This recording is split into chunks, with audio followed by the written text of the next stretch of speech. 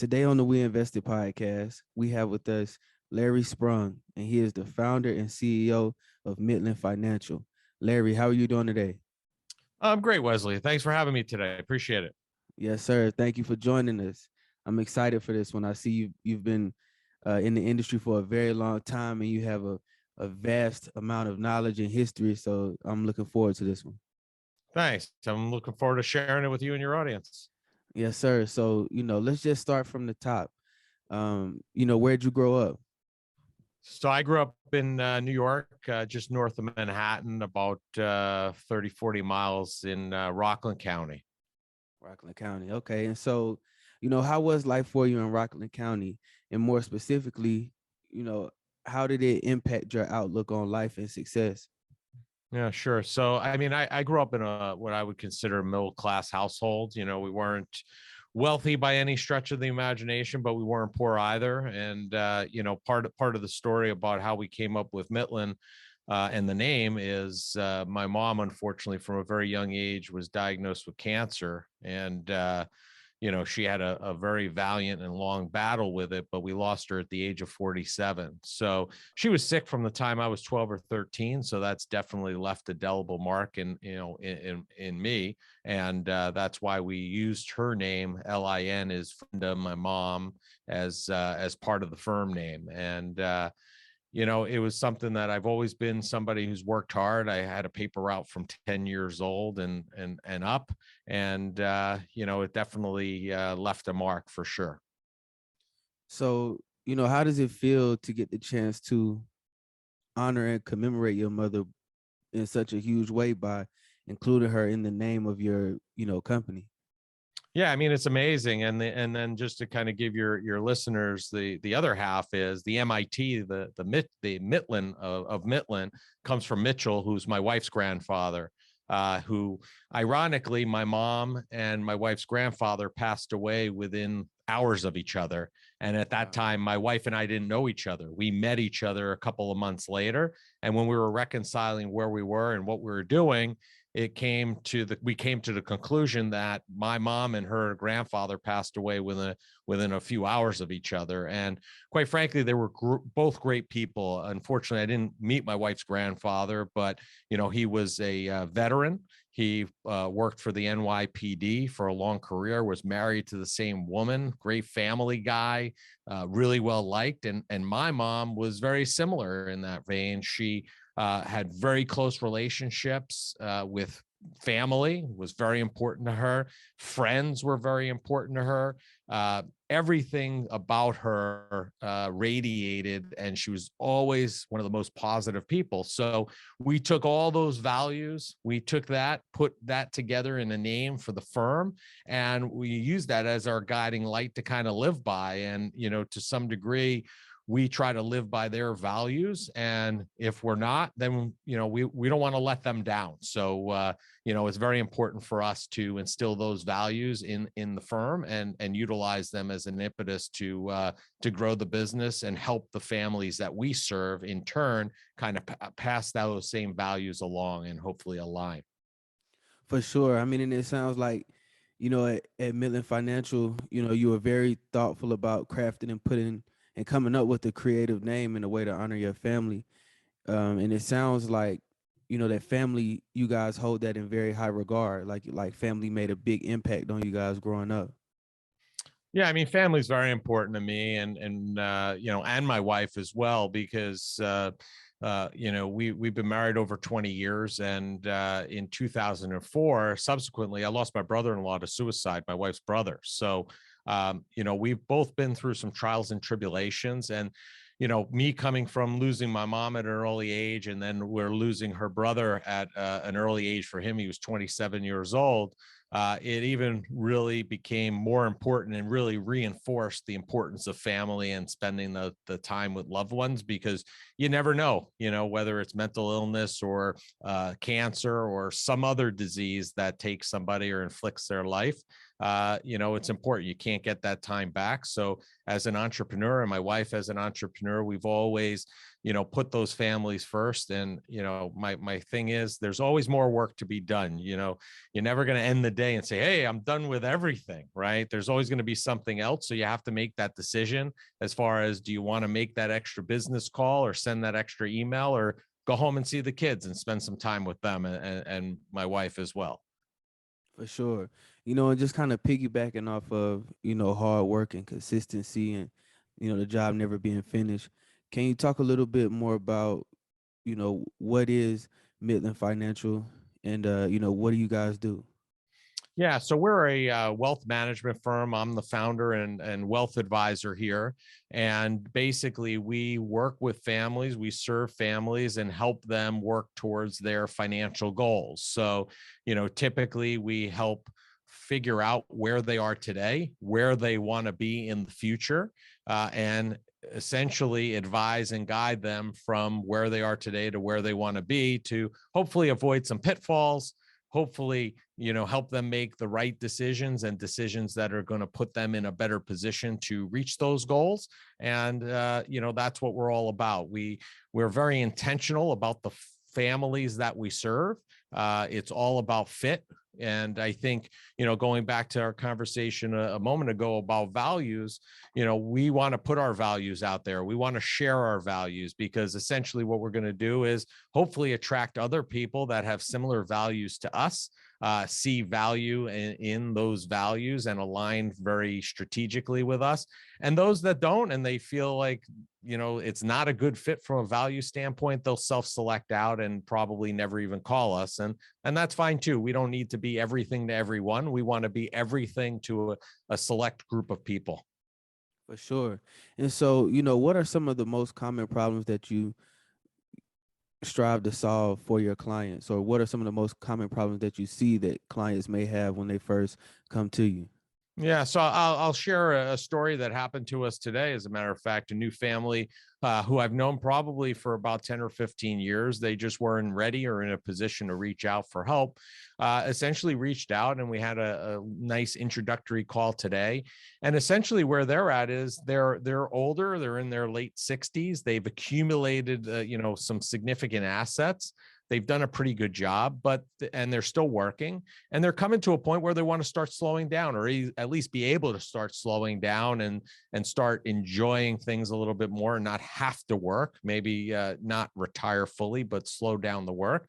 And although they've put all this effort and time into putting money away and growing the assets, et cetera, they've never really intentionally sat down and looked to put together a plan to see, are we going to be able to slow down? Are we going to be able to stop working and live the life that we want to live? So that's a very common problem that we help solve, is kind of put that order together. We kind of organize everything for them and get a true indication of where they are, where they want to be, and see if they're going to be able to be in a position to make it there. Fortunately, we can help them. Unfortunately, I would say I would have liked to have met with them probably 20, 25 years sooner, because we probably would have been able to do a lot better work for them. So I think, that's a common problem. I think, retirement is always big. We have people always wanting to know when they should start taking Social Security. That's something that is usually a big question. And then on the younger side of the spectrum, we get a lot of questions. When should I start saving? When should I take advantage of my 401k? How much should I put in my retirement? And, obviously there's a lot more variables that can take place, because they're a lot further away from retirement date, right? But if you start good habits, you start putting a plan together, it makes it easier to track and make sure that, as you track things over time, that you're making your way towards those goals. So those are some very common problems that we encounter very frequently. For sure. So, how would you say that you got started in the financial industry? Like, what kind of gave you that spark to want to jump in and help families and help them manage their wealth and grow their wealth? Yeah, so that's a great question, Wesley. So going back to the story I told you about me being a kid, it's really directly tied there. And as I mentioned, we weren't wealthy, but by no means were we poor either. We were middle class. And, I watched my dad essentially as a youngster. My mom was diagnosed when I was a very young kid. And I watched him, and he never had a financial advisor.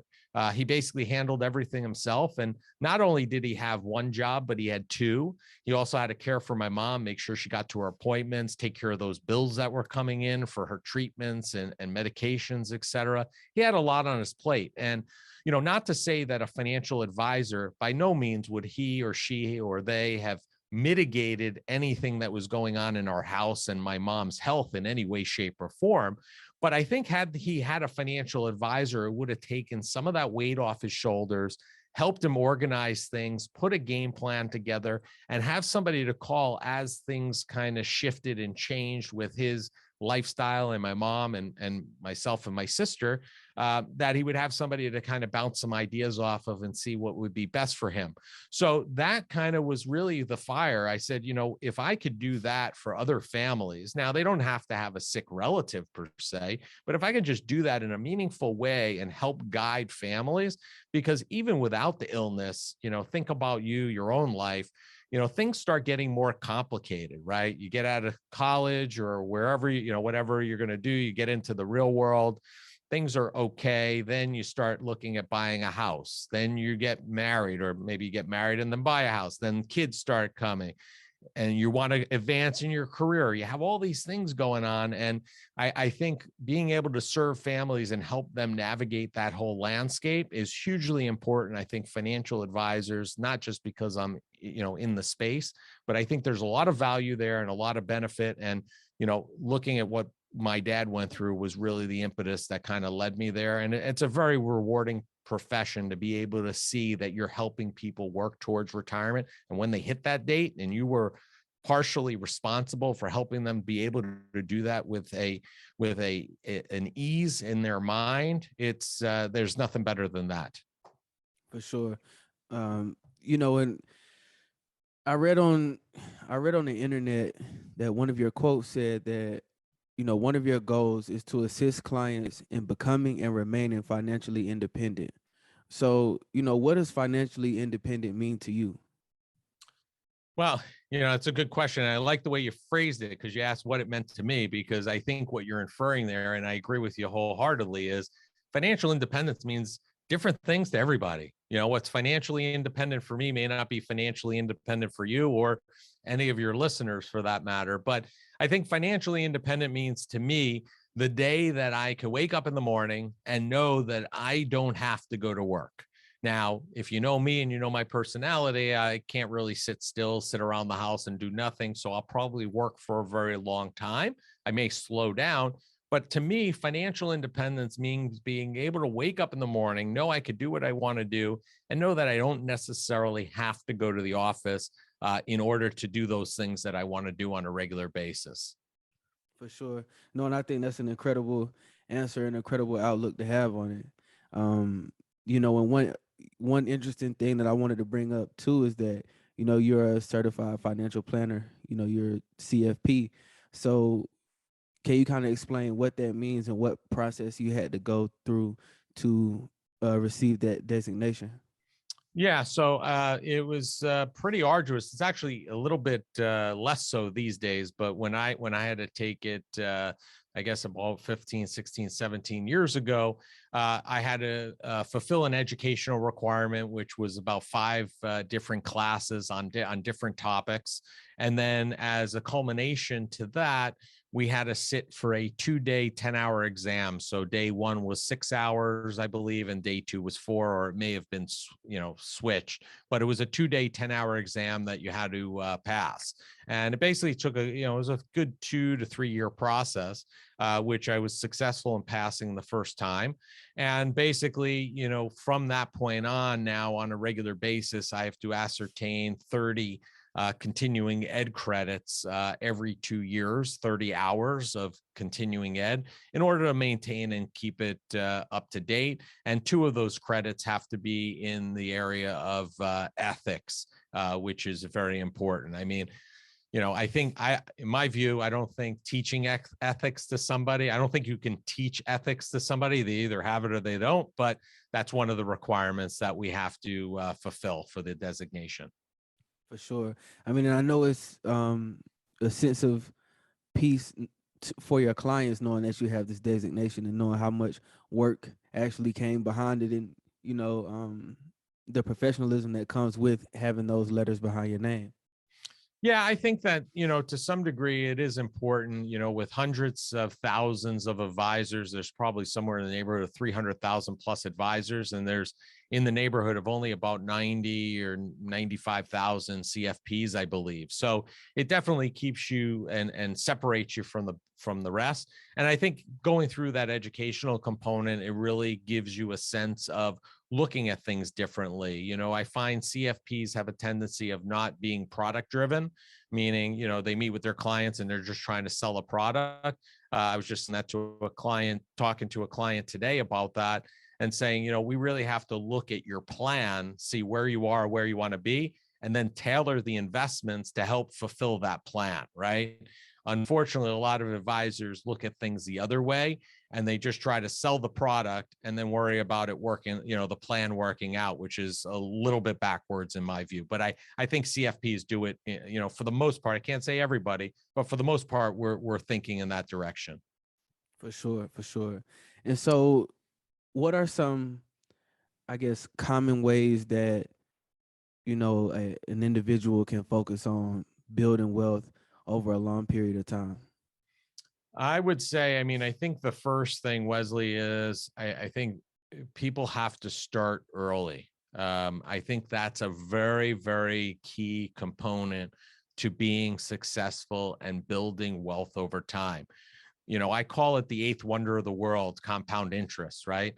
And to take advantage of compound interest, you have to be invested for a long period of time. And the longer you are, the more you're going to benefit from that compounding effect. And I think a great example of that is, and this is a real life example. My oldest son just started college this year. So we're starting to pay, we're paying tuition, obviously. And we just got our tax form for the monies that we took out of his 529 plan for the year to pay the college. And I was looking at it and it was amazing to me because I eat my own cooking, so to speak, right? I tell you to start early. I had a 529 plan for my unborn children in 1997 or 98. I started a 529 plan. Didn't have kids. My first son was born in 2003, but I started a 529 plan, started putting some money away in there. And then when he was born, I named him as the beneficiary. I named myself first and then named him. So going back to the story, I took this money out and I got the tax form. And it was something in the neighborhood of, I took $20,000, let's say, out of the 529 plan. And this is just rough estimates. And I looked at it and it said on the tax form, 5,000 of the 20,000 was principal, meaning I put in 5,000. The other 15,000 was growth. So 75% of the money right now that was taken out of my son's 529 plan is attributable to growth. That's amazing. That's amazing. That means for every, if I have $100,000 in that account, I only put in 25. That's amazing. That's how you build wealth, and you build wealth over a long period of time. And if you think about that on a small scale and you do it on a larger scale for retirement or other, savings vehicles, think about the power you can have to exponentially grow money. No, that's incredible. And it just really shows the impact of being a forward thinker, and it shows the importance of having some sort of financially minded person around you to help you kind of think for the future and plan for the future, so it can be a little easier to handle once the time comes. Right. You're right about that. Listen, I knew it because this is what I do and this is the industry I wanted to be in. But if you're not, it's very difficult to think in those terms. And it's also difficult to part with the money, right? When you're young, you want to be able to have the money, you want to be able to do certain things. But, life comes with sacrifices, good, bad, or indifferent. And we all have choices, right? So the choice is, do I use all my money now and keep it for me available today and enjoy it? Or do I do I use some of it now and save some for later? And I think a great tool, especially for really young kids, if you want to teach your children, young kids about money. My kids had this at a very young age, is forget about the piggy bank that has one slot. I think that's a waste of time. You're better off getting a piggy bank. They sell them all over the internet with 3 slots. And slot 1 is spend, slot 2 is save, and slot 3 is charity. And when your kids get money for birthdays, special occasions, even working, whatever it may be, encourage them to figure out and come up with some kind of systematic way of, okay, you know what, maybe you put in 5 or 10% to charity, put a little bit, put a certain amount towards savings. And then you also have to, want to put some to spending, because you want to enjoy that money. Because if you put it all in savings or you give it all away, it's going to give you joy for giving it away, but not so much savings. You need to get something out of it. So I encourage people to use those types of piggy banks rather than the traditional ones that you see with only the one slot in them. For sure. No, and I think that's a great piece of advice and a great idea. Um, but I have to mention that it looks like you're in a very cool studio right now. Um, Great microphone, great headphones, and a cool sign on the back of the wall. So that kind of leads me to my next question. What is the Mitlin Money Mindset podcast? So that's a show that I created, and basically it's all about getting your mind right, right? When it comes to all things money, basically we go deep with engaging guests. I like to have people on that I find interesting and have really interesting conversations with them, and share it with the world. And we try to make sure that we incorporate with all our guests some tangible takeaways, because I think that's really important. If you're going to have these people that, don't normally, you have the opportunity to meet in your life necessarily, and we can have a conversation with them, even if it's only for 20, 30, 40 minutes. I want our listeners to be able to walk away with some tangible things that they could walk away with from the conversation that I have. That's incredible. That's incredible. And so I kind of took a look through your catalog before we got started, and I see you've been very consistent and you've been podcasting for a while. So, what would you say are some of the benefits that you've personally experienced from podcasting? Oh, well, I mean, I've gotten a lot of personal joy out of it, tremendous Yeah. joy, because like I said, I've had conversations with people that, I've looked up to and I've watched. Like I had a conversation with Theo Fleury, who was, a very well-known NHL player, probably one of the best. He was a New York Ranger at one time. I spoke with Manon Rhéaume, who was the first and only female goaltender to sign an NHL contract. Wow. I've spoken with David Knoll, who, in my household, he's an idol because he created the series Chopped on the Food Network, and he was an amazing guest. I have a lot of NHLers. I'm very involved in the author community, the romance author community, and I've had some New York Times best-selling authors like Sawyer Bennett and Jennifer Probst.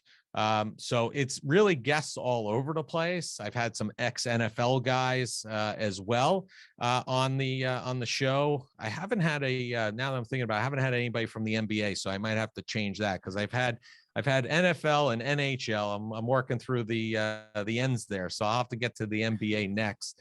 Haven't had that, but again, just cool people that I enjoy speaking with. Done a lot on mental health as well, because I think that's important, especially from my involvement with the American Foundation for Suicide Prevention. So, I think that to some degree people get messed up by the name because it's Mitlin Money Mindset, and it is, but it's more about mindset, and it's more about entrepreneurship and all the things that surround money, not necessarily the investment of the money, if that makes sense. For sure. No, and I think that's a great way to put it, because even though, like you said, we're talking about money, it's a lot deeper than that. It's an entire psychology behind money and how having it or not having it affects you, and how having your own business can affect you, and having to provide for other families. as far as having employees and things like that can all just have an impact on your mental. Absolutely. I mean, you hit the nail on the head for sure. So, one of the questions that I wanted to ask you is that, you've had Mitlin Financial since 2004, I believe. So, you're no stranger to entrepreneurship. So, is this a skill that you've always had, or is this something that you had to develop over time? Is entrepreneurship an interest that you always had, or is it something that just grew?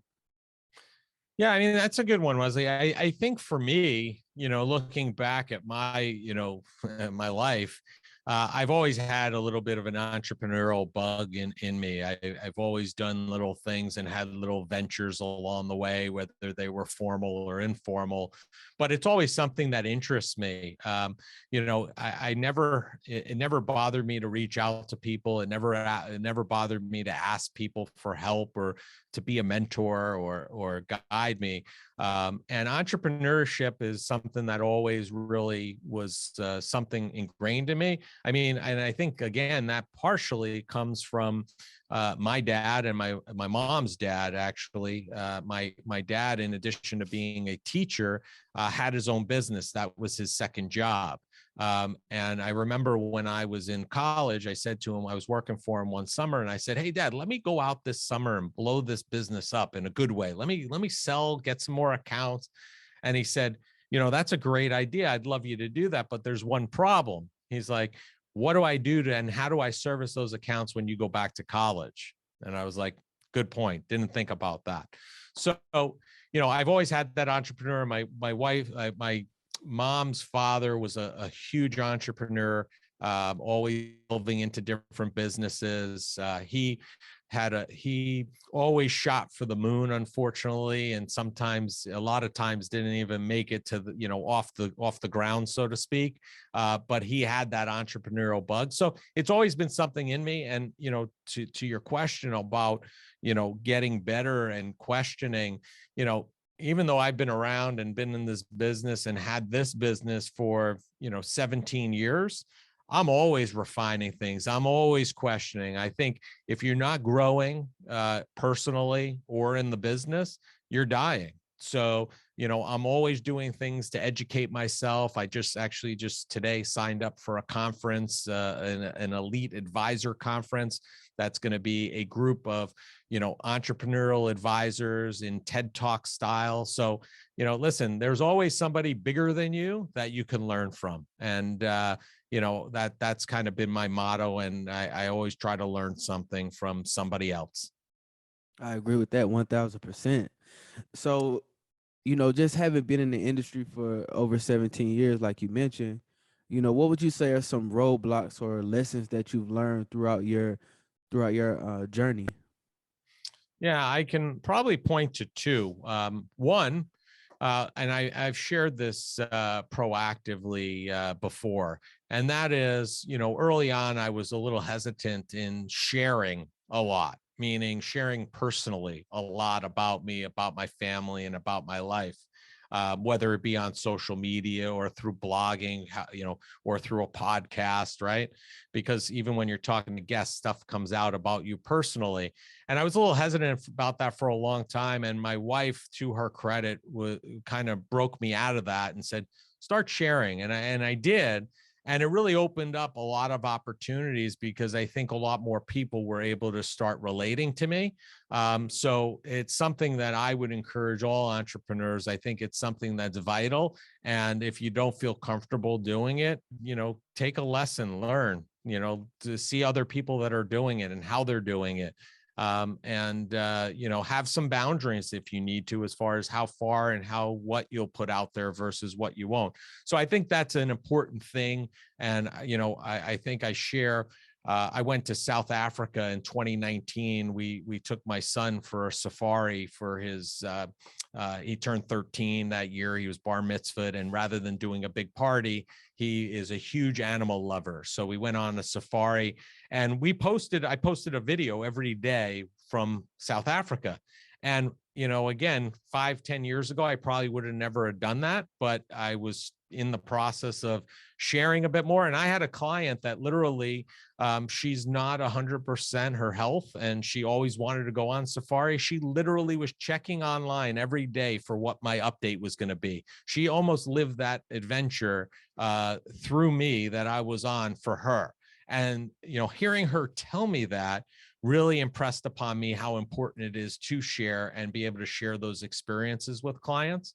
And then I think the second thing that I've learned is, things take time. We always want things to happen yesterday. And, we're in this Amazon society where you push a button, it's at your doorstep the next day. You put out a tweet or a text and you're expecting a response right away. And the reality is, when you're talking about money and people's life and their goals and their dreams, it doesn't happen that quick. I have people now that I've known for 10, 15, 20 years that just now are reaching out and saying, hey, can I get some help? And it's either because they feel confident because I've been in the business long enough, or it may just be that they didn't have enough assets or enough wherewithal to need an advisor or think they needed an advisor. And now they feel they do. So, I think those can both resonate to any type of entrepreneur, meaning, sharing, I think, is important and very helpful. And I think, understanding that it's a marathon and not a sprint. And I know it's easier said than done, but you just got to keep telling yourself and train yourself to understand that and actually believe it and work towards it. So, how would you define success as an entrepreneur? Well, I think every entrepreneur has to define success differently, right? So for us and my firm, as an entrepreneur, my success is just a reflection of my team, and the families that we serve. Okay. And what I mean by that is, I envision my success as almost a mirror image of them, meaning if we're working with families and we're serving them and we're helping them be successful and work towards their goals and help them solve big problems that are going to save them money and put them on the path that they need to be, and my team is helping them do that collectively, team, myself included, that is a huge, huge success. And if my team is learning, growing, and they're, becoming financially secure themselves and following what we're doing for other families, that's success to me. And those all combined are how I envision my success as an entrepreneur. If we're all, all tides raise all boats, if we're doing that successfully for the families that we serve and our team and stakeholders here at the firm, then that's success to me for sure. What would you say is the most important reason for your success? Most important reason is just being resilient and being willing to learn and being willing to educate myself and being nimble and, not fearing mistakes. I mean, I've made a lot of mistakes along the way, but you know what? To me, I don't believe in mistakes. I believe in lessons, right? It's not a mistake. If I learn from it, then it was worthwhile. There was something that I learned from it. It's worthwhile. So I would say resilience is number one, and longevity. Two is being able to continually learn and improve. And three is having great people around me is definitely a key component. So I think those are the three top for me. How would you like for people to remember you and your company? Yeah, I mean, I think that when all said and done, I don't know that I want them to remember me and our company as a financial institution, or a wealth management firm. I want them to remember us as a company that served their family, help them stay on a successful financial path, a company that had values and stayed true to those values throughout our history, and just always, refining and improving and listening and doing what we need to do to make them successful as individuals and as people. And also, I also throw in charitable, I think, which is one of our values. So, I mean, I think that we want them to remember us as we are today, but I assure you, we're not going anywhere for a very, very long time. I want to make the Mitlin name live on well beyond my lifetime.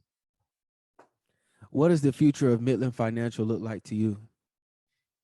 That's a good question. We're looking to really expand. My goal is to more or less tenfold the business in the next 5 years, and that's going to require a lot of hard work.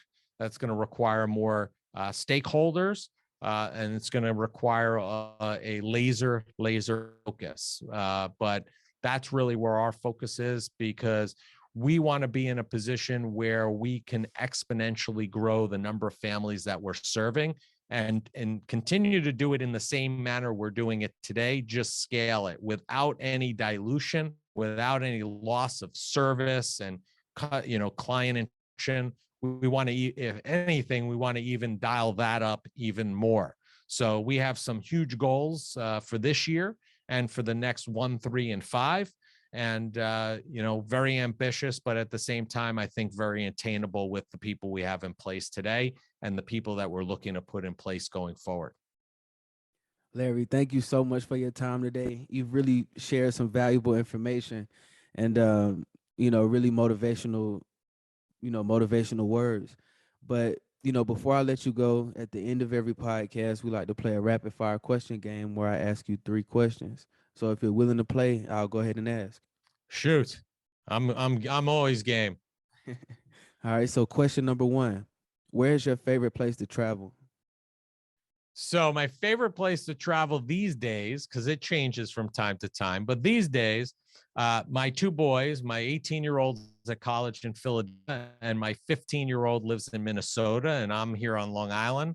So these days, my favorite place to travel are to Philly and Minnesota, so that my wife and I could spend time with the boys, because we miss them and we love hanging out with them. For sure, for sure. Okay, question number 2. What song represents your life the most? Ooh, that's a good one. I don't know. I never thought about that. That's a deep question, Wesley. Um, I don't, I don't know. The first song that comes to my mind is AC/DC Thunderstruck. How that relates to my life, I'm not sure. I might have to go see a shrink and ask them, because there's probably something to it. But I'm not sure how it relates, but it's like, that's the kind of tune I want to live to, if that makes sense. Nice, nice. And look, final question. What's an amazing thing that you did that no one was around to see? Oh, that's a good question. So, but does it ruin that whole situation if I tell everybody now? I don't think so. All right. So I'll tell you, this actually happened recently. All right. And your listeners will understand this based upon what I said earlier about my mom and her illness. Right. So I have Rangers season tickets to New York Rangers, and on occasion I can't go. So I usually will sell them or offer them up to clients. So I had this one particular game that I had no clients that wanted. I had somebody who asked me that they wanted to buy them. It wasn't somebody I knew through Facebook. They were like loosely connected to me, asked if they could buy it. I sell them for face value. That's all. So I sell her the tickets, and she pays my wife over Venmo. And I go onto our Facebook account, and I see that she had just finished up radiation therapy, her last radiation treatment for brain cancer. Wow. And I look at my wife and I'm like, listen, do me a favor. Tell her we're sending the money back. She's like, what? I'm like, tell her we're sending the money back. So she tells the woman, she goes, what are you talking about? She goes, no. We're like, listen, you're a warrior.